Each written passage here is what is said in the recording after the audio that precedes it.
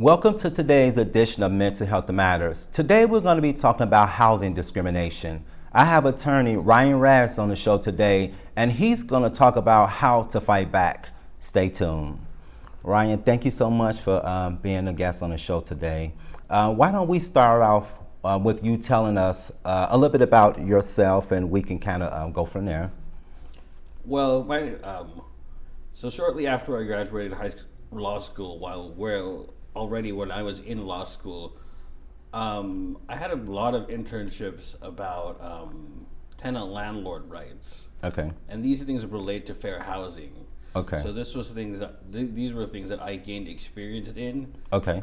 I could say that I've had a holistic experience of tenant-landlord law. Yeah. Just because I've worked for a landlord firm before as a clerk in law school. Yeah. I then had some experience as an intern at the unlawful detainer clinic at the courthouse. Okay. Where we would give advice to both tenants and landlords. Nice. And finally, I now work for Project Sentinel, where we provide information, again, both to tenants and landlords, but mainly for our fair housing department is mainly for tenants. So how long have you been an attorney? I've been an attorney now for about 3 years. Oh, nice. So so fairly new. Yes. So what made you actually want to go in this particular field as an attorney? Meaning that what made you actually want to become an attorney? Part of that would be my father. Okay. Since he is an attorney, that's a common thing, right? Oh, okay. When your father is an attorney, you look up to him and you decide that you want to go take that path. Yeah. I have a good friend of mine, Matt Gallagher. He's in law school too, and he actually goes to McGraw School of Law. I think he's actually in his last year. So he's about to be taking that bar. Yeah. He'll do well. That is an experience. He's a fairly smart guy. Yeah. Was it hard for you when you? Yes, taking that bar. Yeah, that can be difficult. You have to put your whole time and effort into everything. Yeah. Well, I heard when you go to law school, you don't have a life, so to speak. It's all about dedication to your studies and, learning the law and passing your exams and things like that. So. Well, that's pretty accurate. I chose to kind of have a life in law school. Okay. Because, well, if you can call it that, I went through the part-time program so that I could work. Okay. In the morning. Oh, nice. So in short, yes. Nice. You do not have a life. Nice. Yeah, you work and you go to school. Yeah, yes.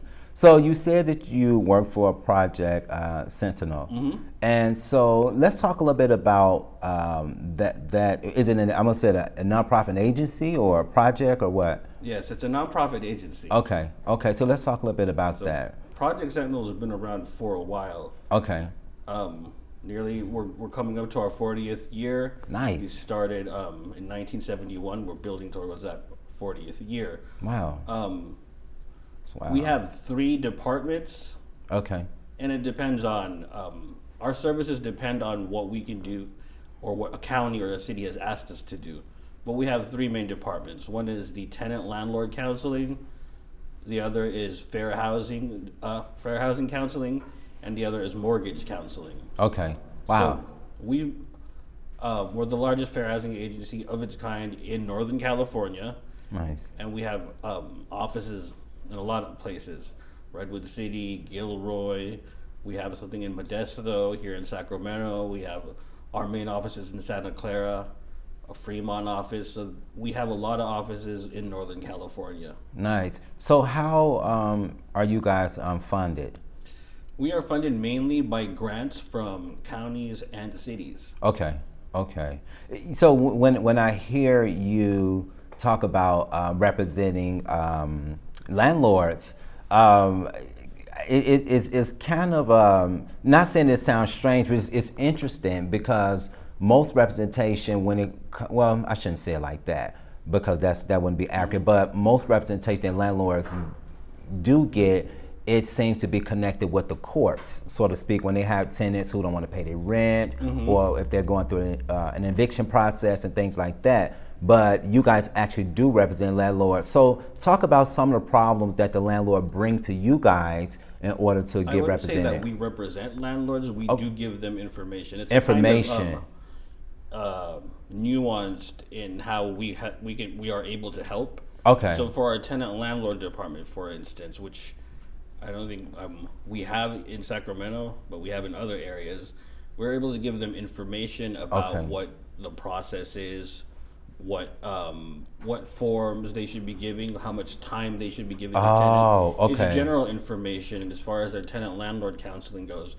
And I just want to be clear about that because in Sacramento, we do not have that. And what we have here is a program, the Renters Helpline, which is a program run by Sacramento Self-Help Housing that gives that information for both tenants and landlords about their rights and responsibilities. Okay, so you guys don't actually represent tenants as your clients. It's just more like information and resources and teach them how to navigate through. If it's for landlord tenant. So there's a little kind of nuance here. There's a part of the law that's called landlord tenant that's different than fair housing. Okay. So for landlord tenant, we do give information to both tenants and landlords in cities and in counties where we provide that service. Okay.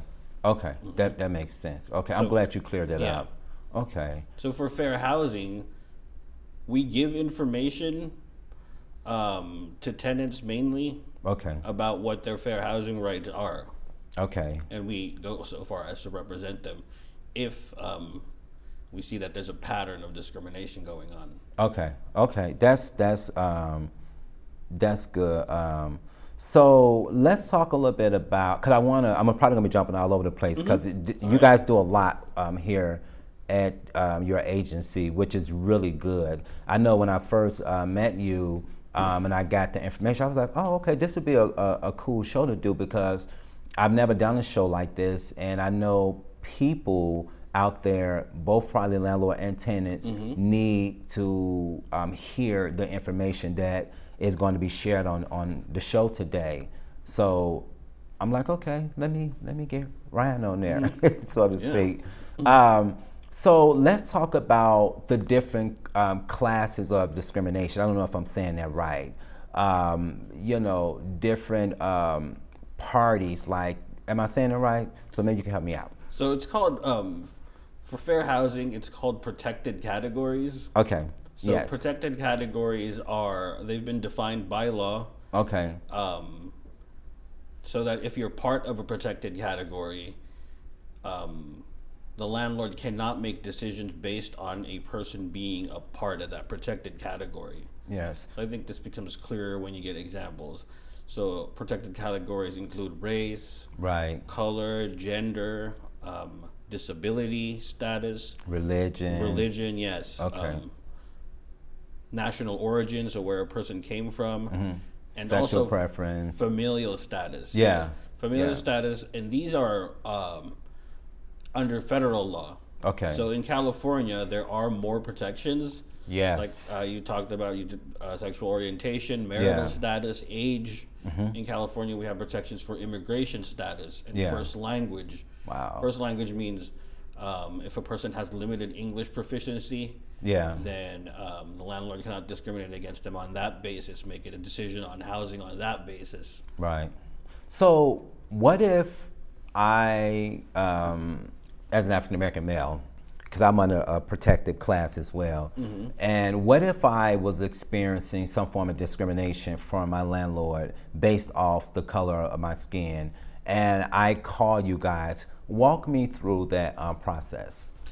First, your call would be initially taken by the renters helpline, and once they've identified that there is housing discrimination that is a factor in your intake, I would then do another intake, and we'd talk about what instances, what has happened that would show that there is color or a race discrimination that is happening. Right. So if we found a pattern, if we found statements by your landlord to that effect, we can then open the case. So once we open the case, we can start to investigate further. We can do anything from obviously interviewing the caller and asking more questions, interviewing witnesses that the caller may have. We can do things like surveys to find out if other black persons in the apartment complex are being treated the same way. We can also do tests if a unit is empty. And we're looking out for the landlord possibly refusing African Americans from renting.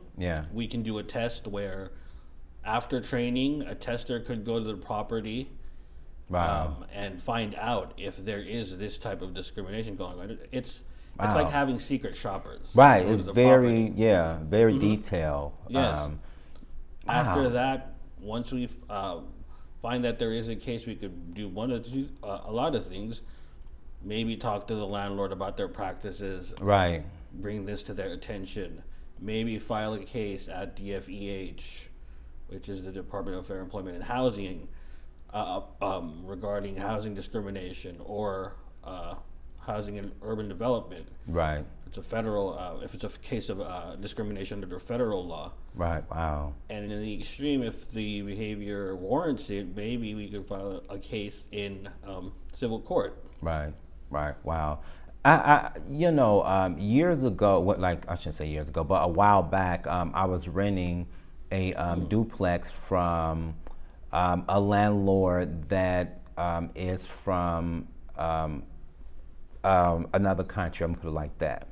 And so I have my close friend actually is of the same race that this particular landlord was. And I remember I went to I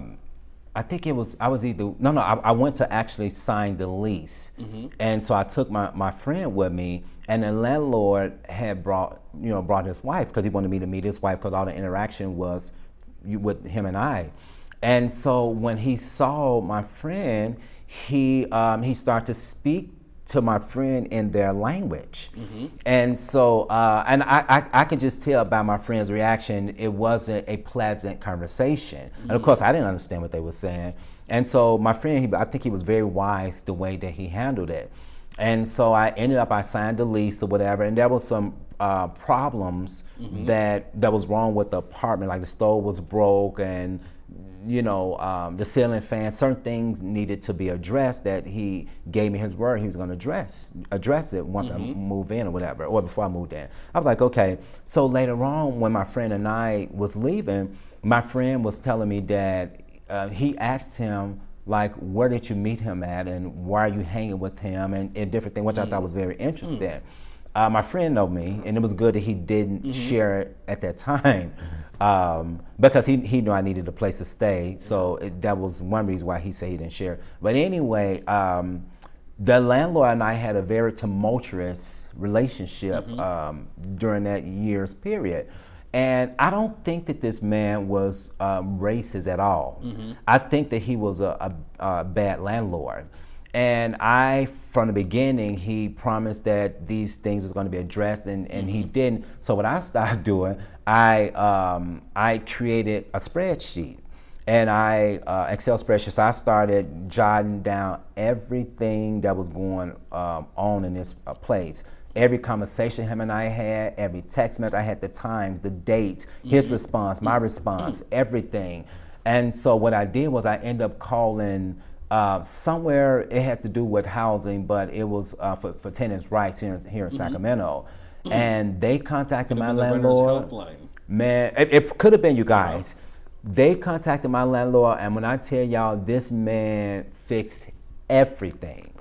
He fixed. I didn't have no more issues out of him addressing things in this duplex after I I'm called gonna that go ahead the and number. say that should have been the renter's helpline. Yeah, it probably was. It probably was, but I thought it was interesting that, and people need to know that services like this exist because some people, they just don't know. They feel helpless. They don't know what to do. So it's good that you guys are out here providing services for tenants that had these type of situations go on. Yeah, for that case, let me just say that is something that I always tell anyone that I speak to with tenant, landlord, or even fair housing issues. What you did was excellent. Yeah. Which is to document the situation of what happened, of the times and dates. Yeah. Things like that are very important. Yeah. Because when you're in a situation, It can be hard because you are in that situation, and you're experiencing the stress of that situation, and it can be hard to step back to just try and document things. Yes. Oh yeah. But that's very important. Yeah. In any case. Yeah. It's difficult, but it would be a great help for us who are trying to assist in tenant landlord, whether it be tenant landlord, whether it be fair housing. Right. That what you did Right. probably helped out a lot in terms of the person that ended up talking to your landlord getting that result. Oh yeah. Because it gave them that story to tell the landlord that, hey, this is what happened. And then you got a response. Oh yeah, I took pictures, I had videos, that is excellent. all that, because I know how, I've been around the block, so I know how things go. And so when you start seeing those red flags, for at least me, I'm like, okay, it's time to start documenting. I've even had a situation with the same landlord where I think it was my heat went out. And it wasn't my issue, it was an issue with the heat. And it was, of course, in the wintertime. And I told him, like, okay, when are you going to get this fixed? And he's like, oh, I'll be over there the next day or whatever. I'm like, okay, cool. I can make it through the night because I got to go to work in the morning or whatever. It was like a couple of days. I'm like, okay, well, so we're going to do one or two things here. Either you're going to give me money to get a hotel because I'm not being treated as a good tenant. I mean, I'm paying my rent on time. The house is immaculate. When you come here and do your inspections, you've given me good feedback. So you can either put me up in a hotel and pay for, or I could put myself in a hotel and pay for it, take it out the rent. So I was like forcing his hand. And he knew that, okay, this guy ain't the one to fool with. Well, it sounds like you have intuitive knowledge of how these things should be dealt with. Oh yeah. Because those are options that the landlord should be looking at if a place becomes uninhabitable and the person needs another it needs to be fixed, but you need to stay somewhere. Right. So deducting rent because you have hotel costs or putting you up in a hotel would be options from the landlord. Right. So those kinds of concerns that you talked about, Jesse, those are tenant landlord concerns. And like I said, we provide counseling for that here through the Renters Helpline. Yeah. But fair housing involves something a little bit more extra than that. Like we were talking about protected categories earlier. Yeah. So let's say that happened in an apartment complex. Okay. Let's say the heat broke down for everyone. Wow. And let's say the landlord only fixed it for tenants who are Asian. Okay.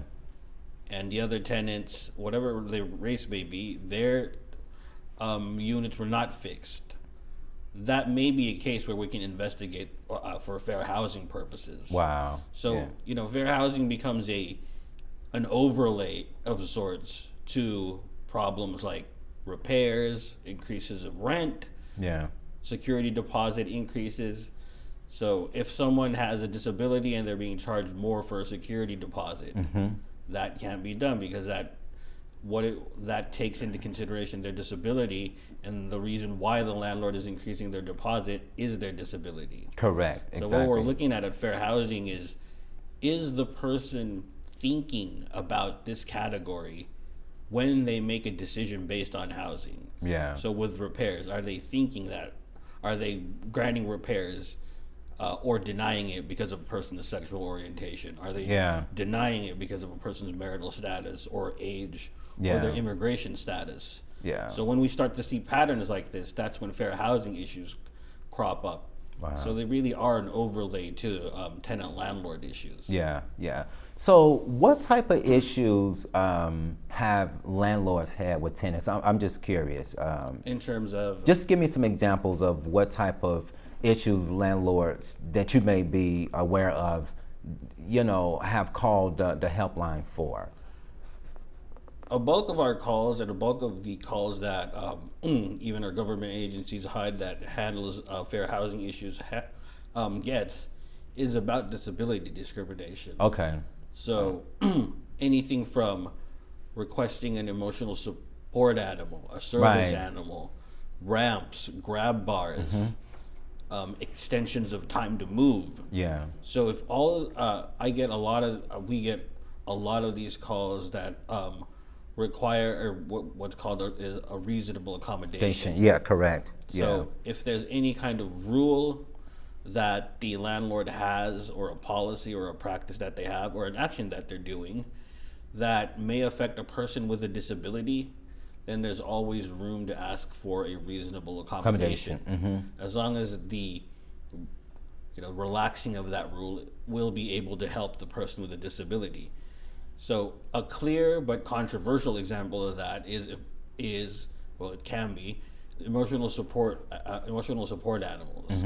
So these are for persons with possibly mental disabilities that like depression, things of that nature, where they need that pet so that they can get up the next morning, so that they can go on, so that they can do what they can do for the next day. Right. So sometimes because that's not so with reasonable accommodations, let's say that the policy involving emotional support animals in this case was a no pets policy. So the landlord has a no pets policy. The landlord, that's a valid policy, except that a person with a disability who needs an emotional support animal can also have that despite that policy.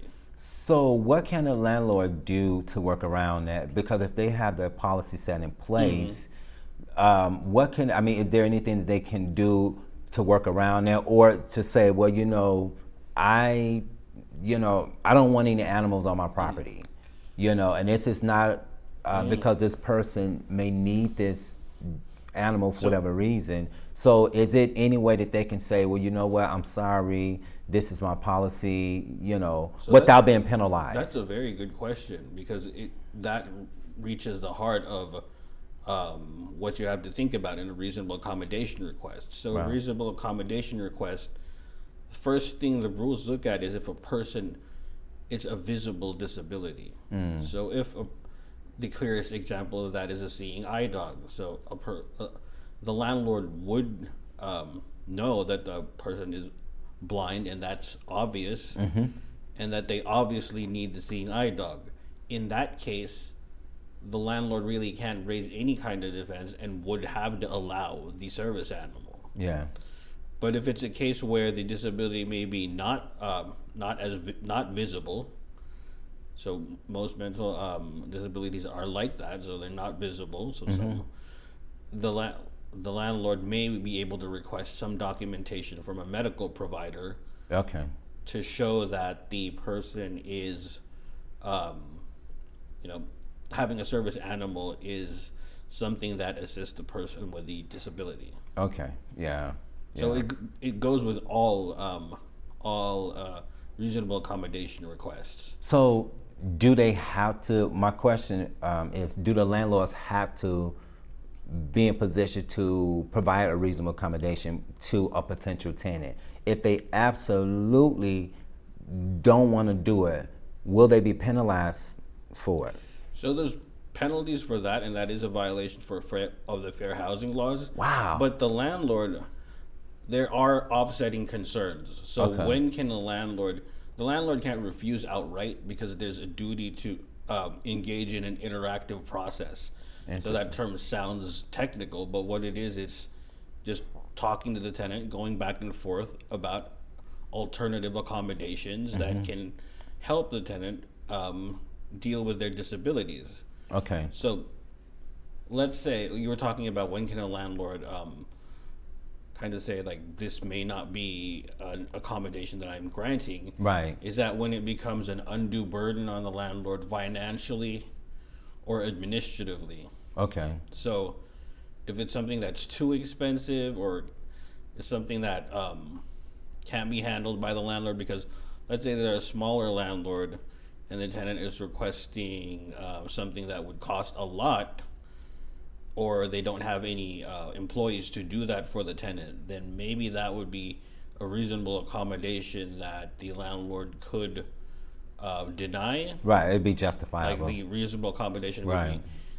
be, I have a mobility issues, and I would like you to take me to the store every day. Would be the accommodation that the tenant is asking. Right. So if a landlord, it's a small property, maybe just 4 units, and the tenant says, I want this accommodation, the landlord can possibly say that that is not an accommodation I can make because that's an undue burden. Right. You can also say that, you know, that takes me out of being a landlord, and that takes me into the business of transportation, which I'm not in the business of doing. Right. Right. So there are also other instances where the landlord can say and let's use the emotional support animal for an example, where the granting the accommodation would be a direct threat to the safety and health of others. Right. So if the emotional support animal has attacked another tenant, that may be a ground to say, and there's documentation for that and it's verifiable, that may be a ground to say that emotional support animal may not be allowed. But it has to be a case that has happened that is verifiable and documented. Yeah. It can't just be because you're looking at the breed of the dog or the size of the dog and there's no verifiable or documented issue with the emotional support animal that you just look at it and say, hey, this is a pit bull. Yeah. Hey, this is this kind of breed of dog. Yeah. And therefore we can't allow it to be an emotional support animal. That can't happen in that case. It has to be some documented, verifiable incident that shows that the potential emotional support animal is a threat to health and safety of others. Yeah. So how does this affect one's mental health when they are being discriminated against in a housing situation because of their disability? How do you think that really affect them mentally? So I see this all the time because going away from the emotional, obviously, if you were to deny a person with severe depression of their emotional support animal that they rely on, then that would have such a detrimental effect to that person. Yeah, yeah. Other things that I've seen is, noise issues from neighbors, or Yes. these may be things that a person with, especially like mental disabilities, may, be more sensitive to. Right. So in these situations, if the landlord doesn't work towards a solution that would minimize the noise, again, that would be detrimental to the person with mental disabilities suffering from a lot of noise. Right. Well, I think that's why it's important for agencies like you guys that you work for to exist. I know there's a whole lot of agencies out there that will advocate for people with disabilities, people who have mental health diagnoses. That's important. I know I worked for an agency a while back that their caregivers and the agency will assist the client to find a place to stay, and they will kind of go through the process with them, the paperwork and things like that.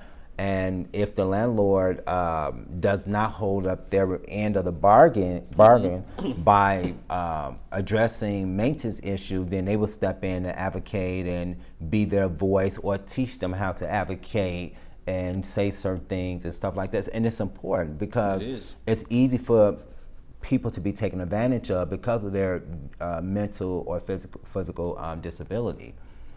So you got people like myself, who's a strong advocate, that can get behind them and kind of, put a little bit of fire under their feet. We do much of the same things. Yeah. We like to think that a lot of these concerns are maybe just due to the landlord not knowing about these rules. Right, exactly. So we talk to the landlord, we negotiate, but if it is needed, we can press further in terms of what we can do for the client. Yes. So let's talk a little bit about the health and housing. So what is the connection between health and housing, in your opinion? Well, there's a lot of connection to health and housing. I mean, I'm sure you're familiar with the statistics that show the zip code of where one lives Oh, yeah. is related to your life expectancy. Oh, yes, absolutely. So, yeah, there's a lot of connection there. If people are forced to live farther from where they work, that, and if people are forced to live farther from where they get their health care, that forces them to make tough decisions on, what am I going to spend my money on? What am I going to prioritize? So with persons with disabilities who often live on fixed income, these decisions, are made that much more difficult. Wow. Yeah. So having housing, that is close to where you're treated, having housing that is where you don't have to choose between housing that is safe and adequate. Right. That right there is the connection between having housing and your mental health. I mean, there's a very, very tight connection there. Yeah. So it's safe to say that if you live in a less desirable neighborhood, then your health care might not always be the best. Or am I saying it right? Or and this is not an absolute, by the way. It's not an absolute. But there's a truth to what I'm saying. Yeah, you have to make tough decisions, and for a person with a disability, that gets even tougher. Yeah. So I was kind of going to direct. Okay, so I grew up in the ghetto in Chicago, hood ghetto, all the stuff you see on TV. That was my life growing up. We didn't have the best healthcare providers in our neighborhood. It was just, I felt like, thinking back now, I felt like it was just, they were just there. Not, people didn't get the best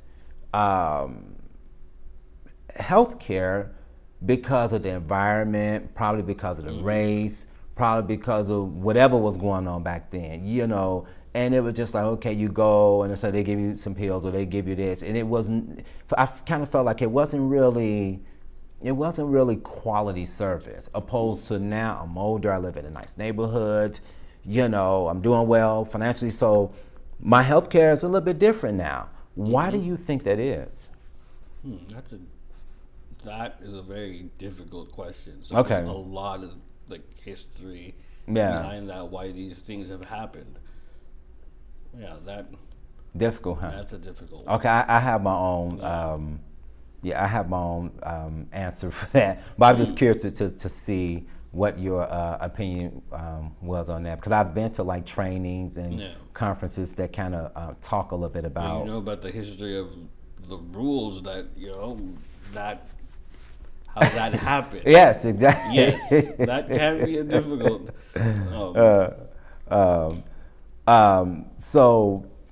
So who must follow the fair housing law? Is it just landlords? Is it tenants as well, or is it everybody that is renting or that are tenants in the fair housing So law? what I like to say about this is everyone that is involved in the rental housing and purchase of a housing ecosystem is involved. Okay. So rental housing, that could be your property manager, that could be your maintenance person, that could be a supervisor of the property manager, the landlord themselves. Yeah. And it could even be neighbors. So for the purchase of a home, that could be your lender, that could be banks, that could be insurance companies, that could be real estate brokers. Wow. So really the whole ecosystem of I mean, it even includes your homeowners association, and in condos, the board. Yeah. It includes practically everyone in the purchase of a home, rental of a home transaction. Right. See, I mean, so it goes very deep. By the way, it goes beyond just a landlord and tenant, but it goes on a level where if you actually are purchasing a home as well, It does. because you do have to deal with different lenders, And that's where you talked about, mentioned earlier about the history of things. That's where that right. goes. Right, the exactly. purchasing of homes. Yes. That's exactly right. Yeah. Interesting. How important is it that landlords, people who are who have property they want to rent out to the community, how important is it that they are educated on diversity? So, like I said, like what we like to say in Project Sentinel, fair housing is good business. Okay. Yeah. So if not just because we're going to investigate if Right. something happens, but it is. Yeah. I mean, we do value diverse communities. That's one of the. There's a value in that, in having people from different backgrounds being in a community. Yeah. There's a kind of knowledge that you don't get when you don't have a diverse community. So that's the value Exactly. in having a diverse community. That's exactly right. Yes. I know that. Is it possible that people could be discriminating toward another person and not know that they're being discriminating in a sense? And well, I'm gonna let you answer. I'm gonna tell you why I asked you that. That is possible, and that is something that the fair housing law looks at. Okay. And one of the ways it looks at that is through disparate impact. So that's again another technical term. Okay. But rules have been created where a rule that may be neutral on its face, it turns out that it affects a lot more people in a protected category. So I can give you two examples, Jesse, about that. One is, occupancy limits. So the guideline for occupants in a bedroom is the 2+1 rule, which is 2 people plus 1 person is the occupancy limit in a 1-bedroom unit. And that's not the max. That's just what is allowed. That's just what, if you go below that, that means that you're violating fair housing rules. Oh wow. So if you're saying in a 1-bedroom, only 1 person can be there, that's a violation of fair housing rules. So you look at that Interesting. rule and you don't see anything really on its face wrong about that. Right. So what could be wrong about a rule that says 1 person per 1 bedroom? Right. Exactly. You really don't see anything on its face.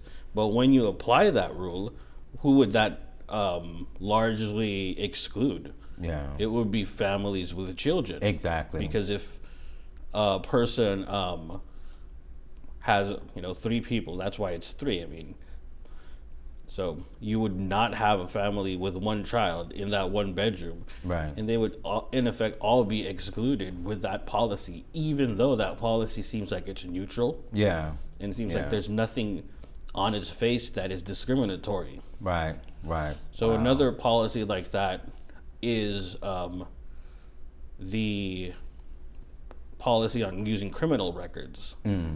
So with that policy, if a landlord says no one that has a conviction of a felony can rent at this apartment complex, you look at that and you say, well, this doesn't sound like it's discriminatory Right. on its face. Right. Exactly. It even sounds like it's for the safety of the other commu- tenants. Yes. Oh, Yeah, exactly. it even sounds like that. Right. But HUD has released a guideline on this and has done studies on this that shows that if this policy is applied, it would tend to affect, African American and Hispanic males more heavily than others. Oh yeah. So, that policy.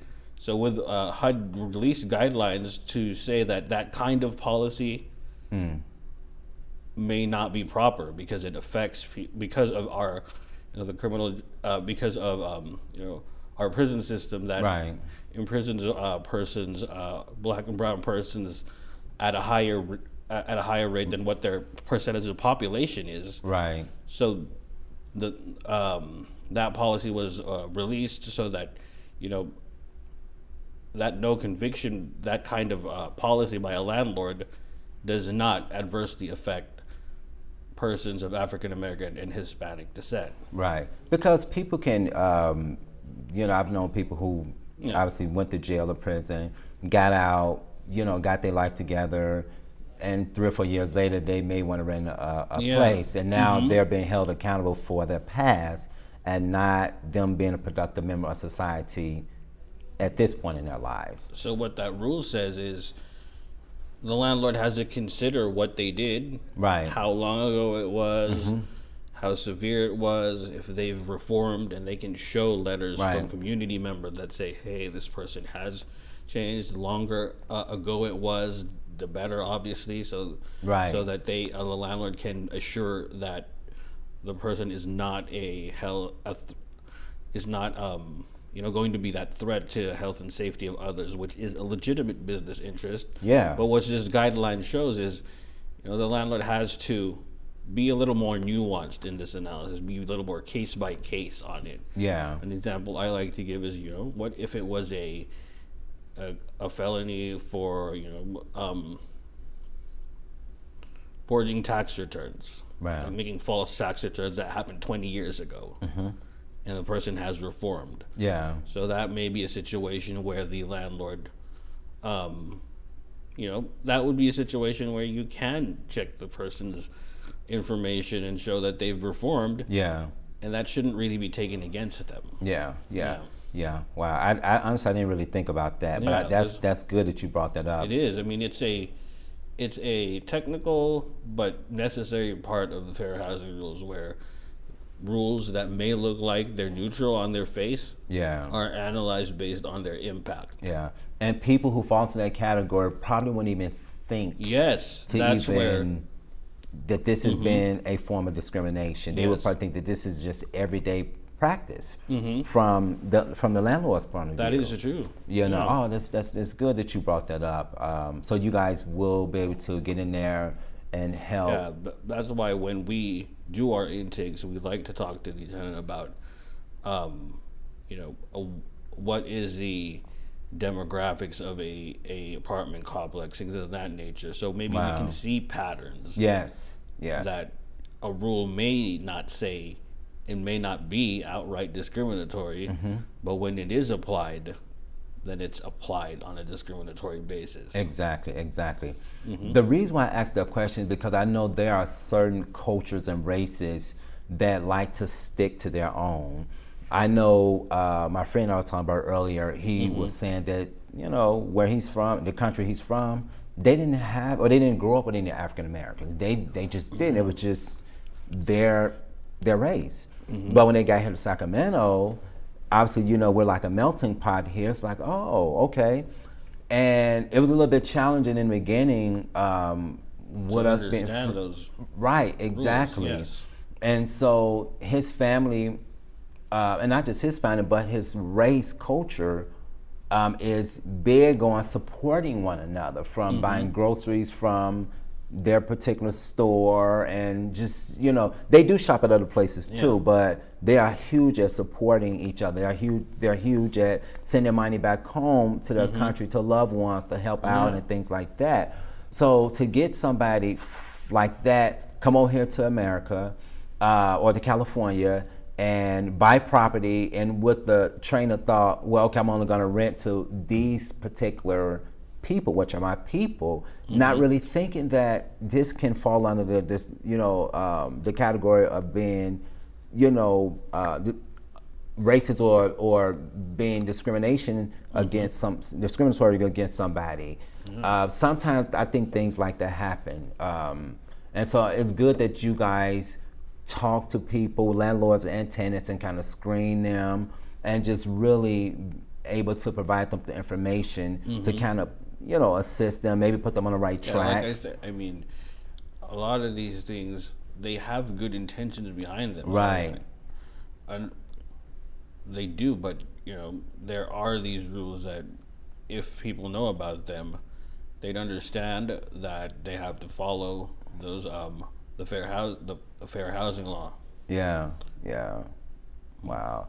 Have you ever experienced anything like that just in your personal life, renting, going to school, or anything like that? Well, I've been lucky to rent from relatives, Okay, good, so good. they,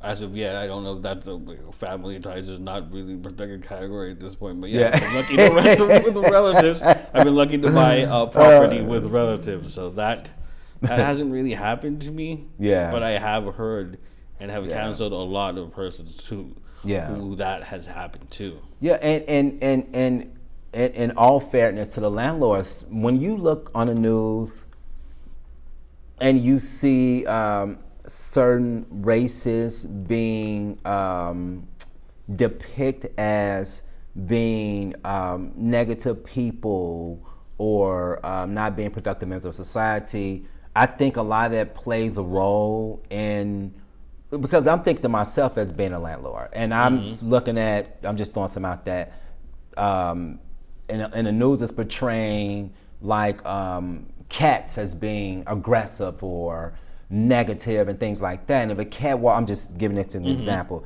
walk up to me and want to rent from me, my first train of thought is everything that I've been seeing on the news. And we can show that the decision that they made to refuse to rent someone is because of that. Yeah. And if Yeah. it's a protected category, Yeah. that does become a fair housing concern. Yeah. We may take a look at. Wow, wow. So it's important for landlords to be educated. It is. Not just about property, but just about diversity, different groups, different people. About their fair housing Right. responsibilities, yes. Yeah, people from different economic levels and things like that. I've known people who don't want to rent to people who have children. Well, that's a definite protected category. Right, exactly. Yeah. People who have pets or So in that case, a tenant would come to us, and then we could educate the landlord about those responsibilities. yeah. For landlords directly, we do work as a group in the Renters Helpline, and we could refer them to the California Apartment Association if they wanted to, learn more about their responsibilities. That way, we could do that as well. Yeah. Yeah. Well, hopefully it doesn't come from a tenant, because hopefully they'd have been educated before that. Yeah. That wouldn't have happened. Yeah, yeah.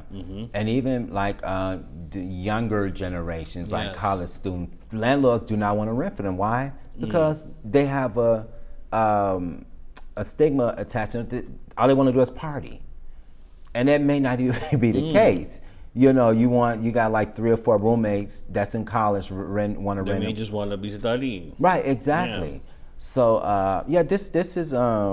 this is very interesting, and it's important for landlords to be willing to give a reasonable accommodation. And I think every tenant is case by case situation, and it may not apply to one, but it may apply to the other. What we like to think about is when a landlord makes a housing decision, or the main example would be picking a tenant, is to just apply financial and other neutral considerations equally to everyone. Wow. So if they do that, then they should steer clear of fair housing concerns. So let me ask you this. This is huge when renting and when buying property. What about for people who may have a low credit score, but potentially may have the finances to be able to pay? Is it okay for the landlord to say, you know what, your credit score is So low? there's a lot of nuance on that one. The Okay. credit score, Yeah. because there has been a lot of studies that using it has disparate impact. Yeah. Remember, like what we talked about on the occupancy limits and on the criminal record use. But right now, it hasn't really been declared that using that is Okay. a fair housing violation. Okay, wow, Now, there's interesting. a lot of Interesting. space to talk about this, because we talked about immigration status being a protected category. Right. So with some credit checking services, they can only check credit using a social security number. Right. Now, Exactly. if a person was not documented, then that would exclude them. And since in California we protect a protected category is immigration status, then using that service alone Yeah. may encounter fair housing concerns. Wow. Wow. Yeah. Interesting. So there's a lot of what you say, like a lot of side issues on that. The use of the credit score, but if in an example, if you only have two applicants and both of them have social security numbers, you could use the credit score, Right. Right. and it would be a equal. It would be if you used the same procedures for both, and you compared credit score, you'd be required to if you denied one based on a lower credit score, you'd be required to give the one that was denied a credit report. Exactly. But that all that says is yes, it can be used Right. with a lot of caveats in between, like we talked about. Interesting. Interesting. What about, so there are people, tenants who allow people to live in their home, maybe a friend or family member, and they lived in their home for a period of time, let's say 2 years, I'm giving an example, 3 years, but now they want them out.